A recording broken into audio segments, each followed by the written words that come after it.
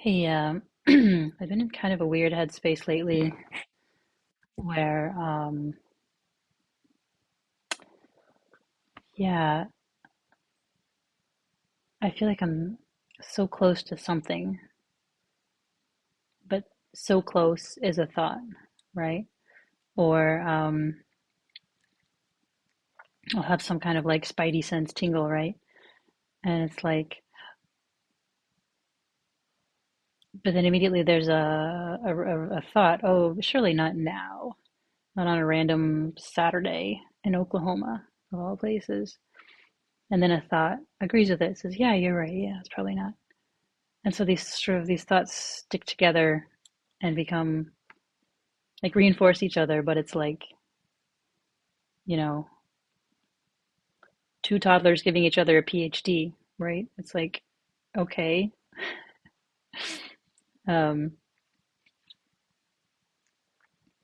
or this thought comes, it's like, oh yeah, but but I need to clean the kitchen. Or yeah, but in 10 minutes I gotta go get the kids. So not now. And it's like, I don't know what I think is gonna happen. But yeah, it's just always these. I mean, I get these sensations in my body, and I don't know if that's any precursor to anything, but it feels like precursor, given that there's no time. It's kind of funny. And it's all such a paradox because it's like, in a sense, it is in the future, but in another sense, now is now. Now is always now. There's only now.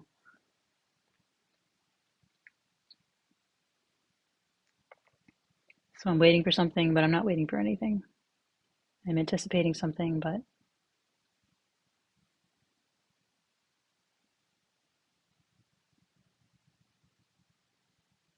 it has already and always happened. But then my mind tries to intervene. Okay, what does that mean? What's going on? What's the deal here? How do I resolve this paradox? Right? Um,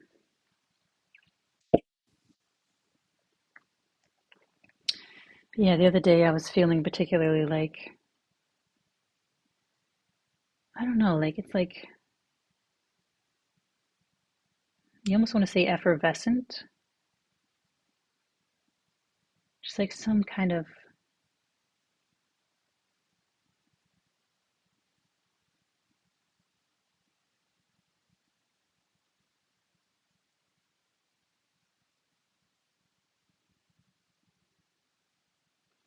cosmic light show of sensation.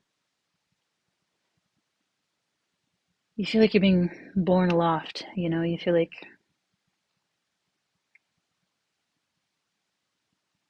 you're being replaced.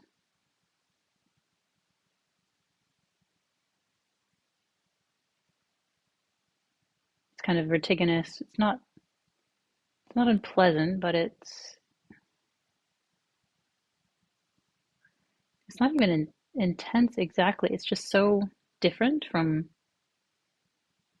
the ordinary kind of more solid, more heavy,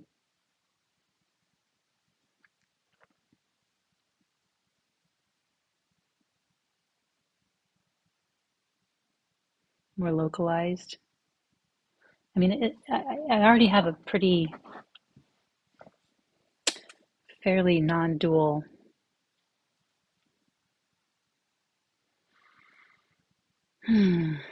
sensation field. Like I don't doesn't end it doesn't end at the apparent borders of my body by any stretch. And yet, paradoxically,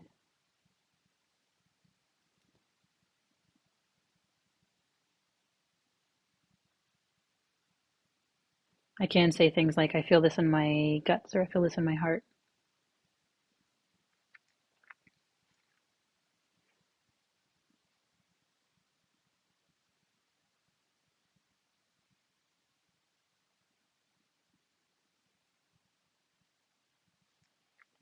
Anyway, the other day I was feeling this way in the kitchen, particularly. I didn't have a big project or deadline coming up, so I just sort of, squatted down in the kitchen with my back against the cabinet, just kind of taking it all in because it was also looking particularly luminous and lovely, just like, the sponge or the tea towel, especially kind of, I mean, colors can just look so vibrant, especially like look at that. I don't know how well it's going to show up on a video, on a grainy video, but seeing it in real life right now, it's just like it's a vision. It's spectacular.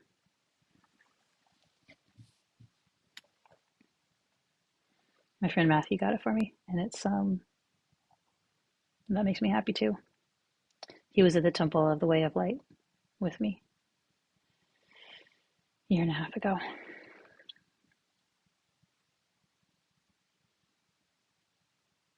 Anyway, I'm in the kitchen and I look over at the toward the pantry, and I see a vinegar bottle with condensation on the inside. And I see a ketchup bottle that's turned backwards, so I see the label. And I think my mind, of course, it goes, this whole universe developed all these laws and all these particles and all this energy and all these apparent mathematical rules and physical,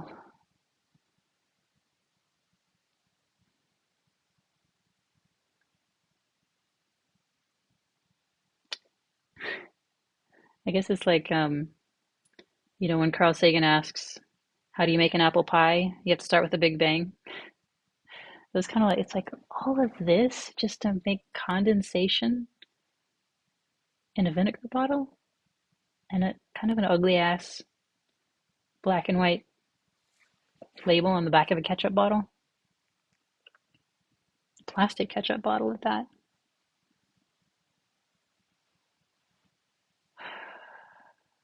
So strange.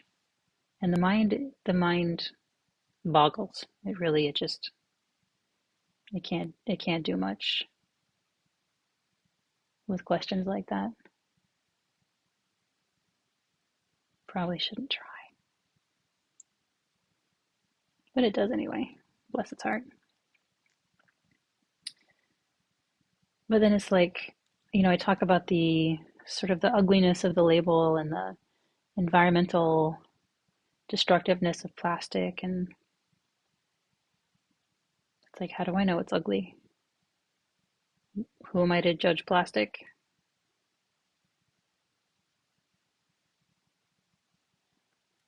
I mean, trees, when they evolved the lignins or whatever they were called, it was a disaster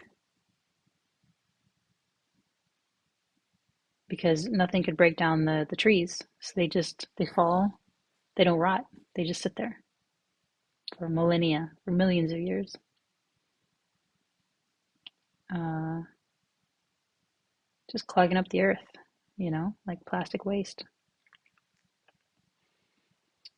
And finally, something evolved to break it down. And now we're, back to the circle of life. And all those felled trees became coal, which, for better or worse, powered the Industrial Revolution. Who could have thought it? Who could have known? Right? And again, for better or worse, are we glad we have coal? I don't know. I can't say. I can't say what's going to happen in 10 years. I can't say what's going to happen in 100 years, or 1,000, or 1,000,000, or 1,000,000,000. So, who am I to judge? Maybe a new organism will evolve to digest plastic, and there'll be that new circle of life. Although we're going to run out of hydrocarbons. Maybe there's going to be a new way to make hydrocarbons. Maybe it's all good. I don't know.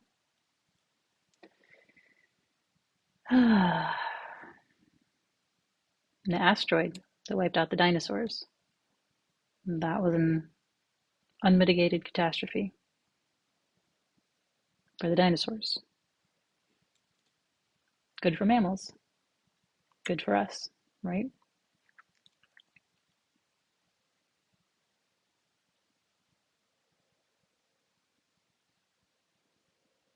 Maybe climate change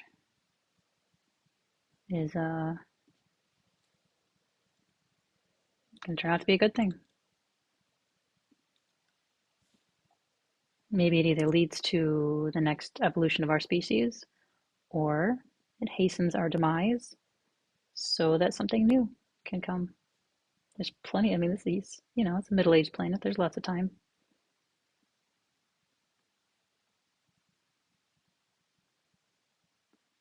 If I remember my climate science correctly, we are in a relative, other than the man-made climate change, we are in a relative period of very friendly weather that could have lasted for a long time to come. But who knows, maybe the next civilization will figure out how to manipulate Milankovitch cycles or whatever it's called. Who knows? Not me. Maybe Trump and Musk will shake the world out of these doldrums we've slumped into. And in the end, it'll be seen as a great and glorious turning point. And those guys will have done tremendous good despite themselves.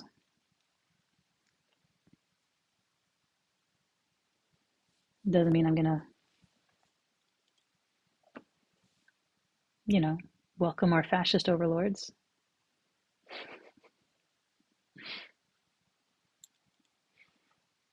But, yeah.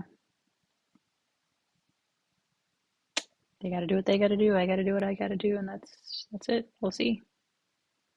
I mean, the universe, maybe it's already seen everything. Maybe it's all written. But anyway, it's like today I saw Rupert describe the universe as a book, you know. The whole, maybe imagine it's a 1,000-page book of somebody's entire life from infancy to death, right? And, the mind can only read one page at a time, one word at a time, really. Whereas the whole thing exists in one instant in this book. So maybe I'm just flipping the pages right now.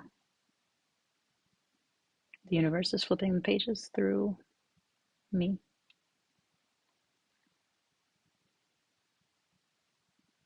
And it's a book that's already been written.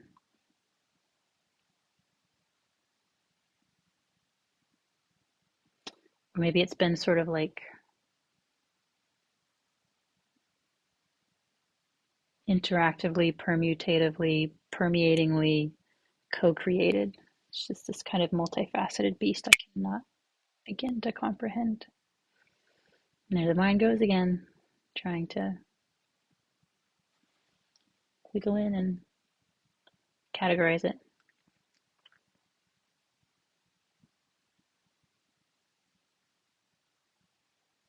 So that I can stand apart from it, even though I am it.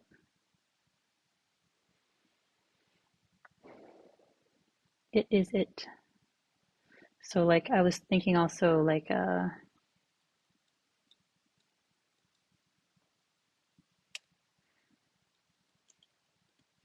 yeah.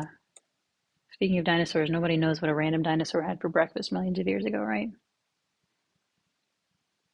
I mean, if there was a random dinosaur who was having breakfast when a mudslide hit and he was preserved perfectly, and now the scientists know what he had for breakfast, okay, great. But they didn't know the dinosaur. The dinosaur doesn't care. Um, and it's going to be the same with everything we hold dear as a species. From the Mona Lisa to Greek philosophers to,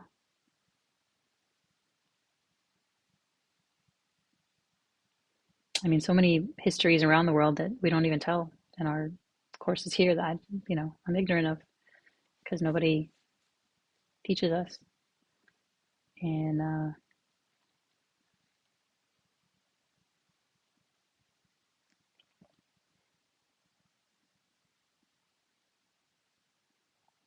there's so many things to learn at a given time that it's hard to know where to start. You just kind of, follow your own little breadcrumb trail that follow your own fascination, see where it leads. But I remain very ignorant of a lot of things. Point being,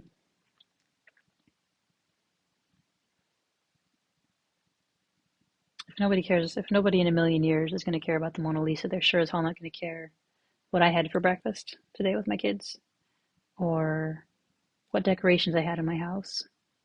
I mean, that's not going to go in any historical record. And if it does, I mean, who cares? They're still not going to know me, not going to know my full day, my full life. That's just for me.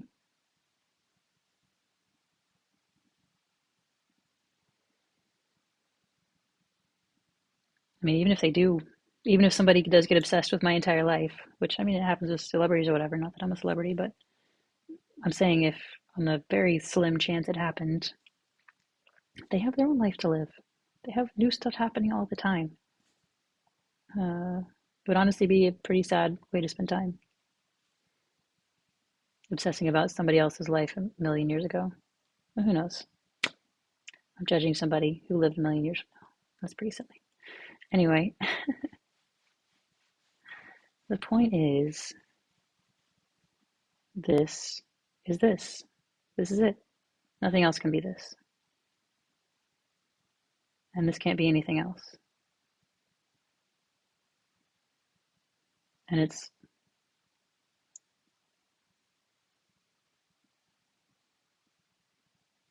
such a privilege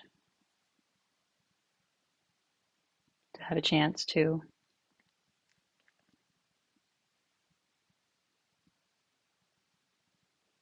read this little book that nobody else gets to read in full. And I don't get to read anybody else's book in full. I get to read this one. I mean, it's being read, it's being thumbed through, it's being lived immersively. It's very confusing. But again,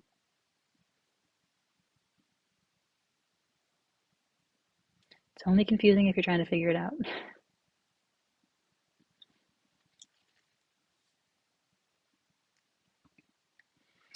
Yeah, I really feel like for me, the primary thing that prevents me from being totally happy is knowing that other people are still suffering.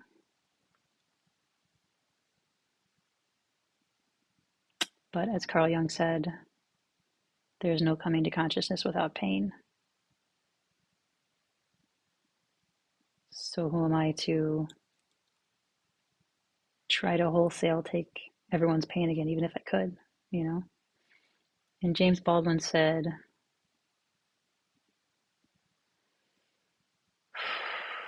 this past, this endless struggle to achieve and reveal and confirm a human identity, human authority, yet contains, for all its horror, something very beautiful. I do not mean to be sentimental about suffering. Enough is certainly as good as a feast. But people who cannot suffer can never grow up, can never discover who they are. That man who is forced each day to snatch his manhood, his identity, out of the fire of human cruelty that rages to destroy it, knows, if he survives his effort, and even if he does not survive it, something about himself and human life that no school on earth, and indeed no church, can teach. He achieves his own authority, and that is unshakable. This is because, in order to save his life, he is forced to look beneath appearances, to take nothing for granted, to hear the meaning behind the words. If one is continually surviving the worst that life can bring, one eventually ceases to be controlled by a fear of what life can bring. Whatever it brings must be borne. And at this level of experience, one's bitterness begins to be palatable, and hatred becomes too heavy a sack to carry. Again, that's James Baldwin. We don't deserve him, man. He's like one of the great greats. It's humbling to even share a species with him. He's one of the ones that you're like, maybe it is worth it. Maybe all this is worth it.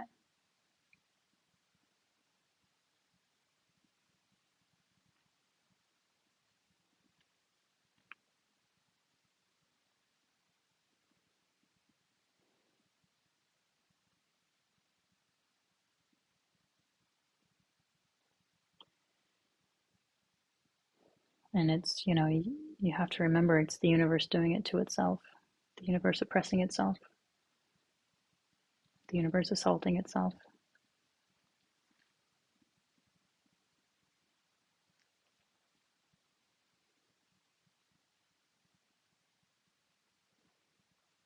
Humans are not entirely billiard balls, but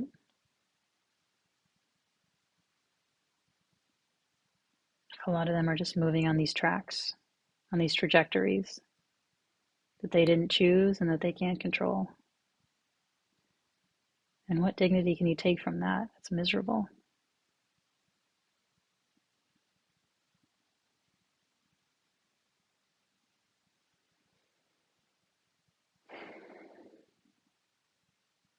And yet you find people in a myriad of ways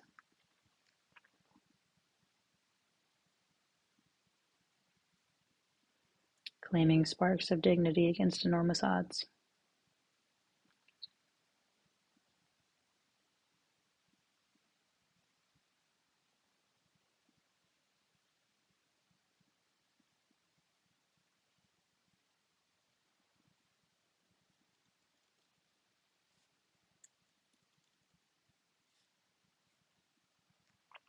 So who am I to judge suffering? But then my mind asks, well, who am I to sit around and enjoy my time like Tom Bombadil, letting the privilege of how I was created protect me while others deal with Mordor? Tom played his part. He saved Frodo and asked, and that was it. Maybe, I'll get a call one of these days when I least expect it. In a way, I did last year. I got a call to work on a book about Gaza that has the potential to change some minds, maybe. I don't know. But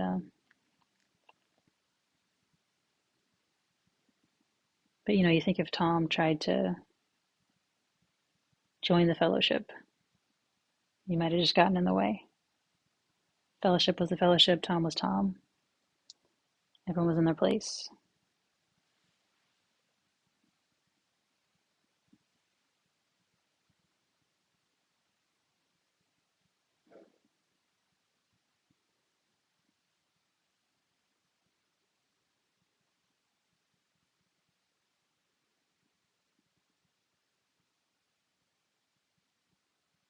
I mean, I don't know. I guess all you can do is because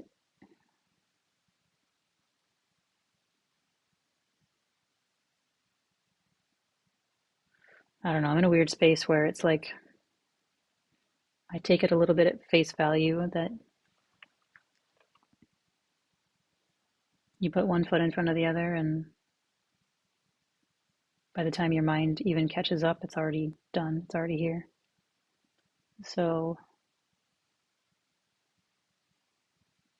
I mean, I do things, I kind of do whatever catches my fancy at a given time. And it's not all, I mean, it's a mix of things, learning and family stuff and meditating and exercising and doing household tasks and doing taxes and too much time on Facebook and the news lately, but these are truly crazy times. It is entertaining, if nothing else. I mean, in a ghastly way.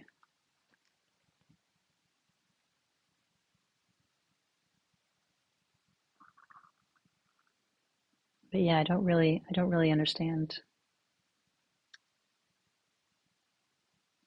how the universe works or what else I'm supposed to be doing, if anything.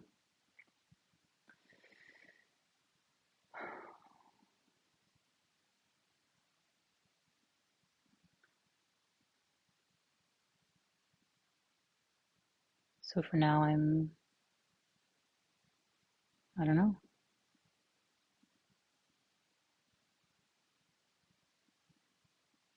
I'm here. Stuff's happening. I don't know what else to say.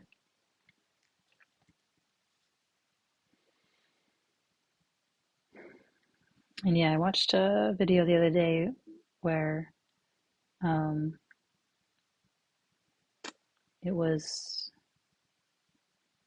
the advice was given, consider asking what questions instead of why questions when you're doing, when you're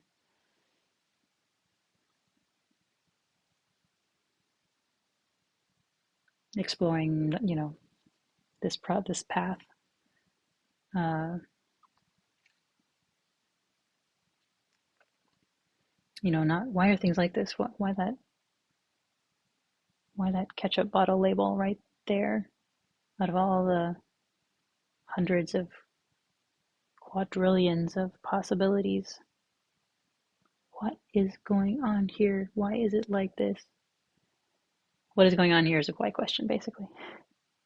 No, it sounds like a what question, but it's more like what is here? Oh, it's shapes, colors, sensations, thoughts, questions. It feels more fruitful. It feels more tangible because why? I mean, why questions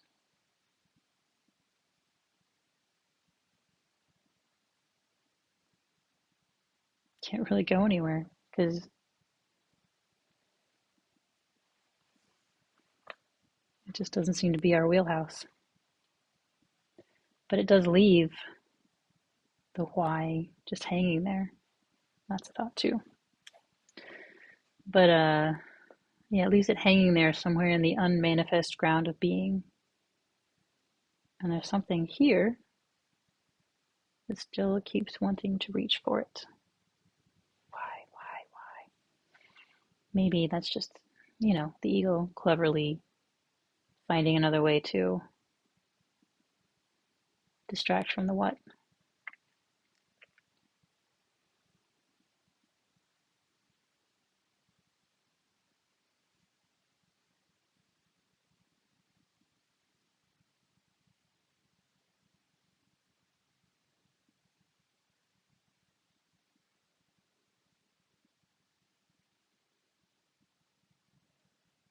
But then there's another question comes, well, how do I know what's beyond this, beyond the what? And that's probably a pointless question right now. Like, deal with the what before you worry about what's beyond what, you know? But the what is often these days, it can be quite painful. It can feel like discomfort, anxiety, misery, and even loneliness and inadequacy, which are things that I thought, I've kind of been through that, been past it.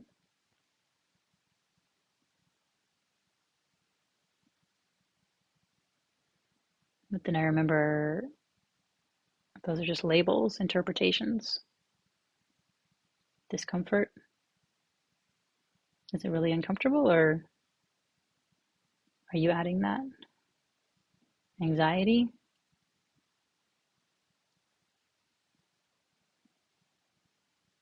Even if there is fear, it can pass through the system pretty quickly if you don't react to it. Misery? Yeah, that's a label.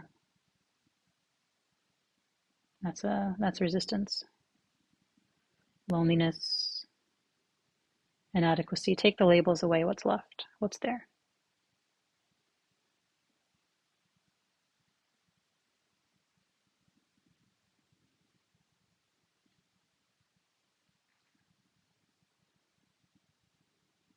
Those extra layers are not inherent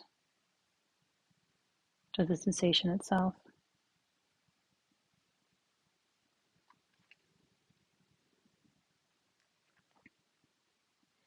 And you can't will it to do anything. You can't tell it what to do. You can try to resist it, but you're just punching yourself in the face, basically.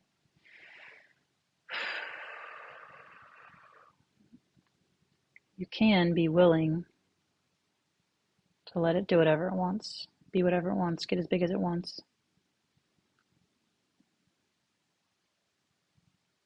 Strongly suspecting it can actually hurt you, even the most painful, energetic sensation. It doesn't hurt. It doesn't actually injure me. Probably the opposite. But it's vulnerable, so deeply vulnerable, permeating all the way through you. Not only feels like it can obliterate you, not only feels like it is obliterating you, feels like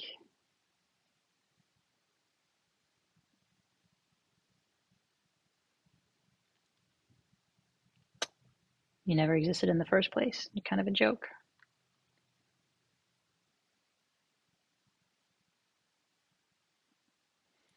Which sounds fine and dandy when the level 9 spiritual people are like, oh, it's a big cosmic joke. But when you're like, God damn, there's really nothing here.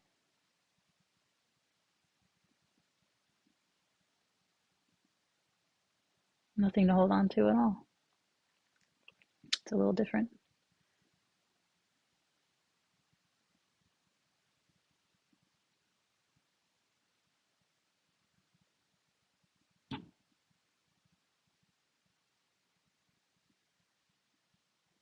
And some little crimp of thought tries to take over. Put a blanket over infinity, slap a label on it so I can't see it anymore.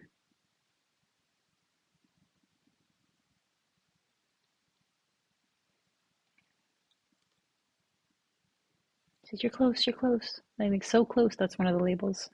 It's just a label. Doesn't mean anything.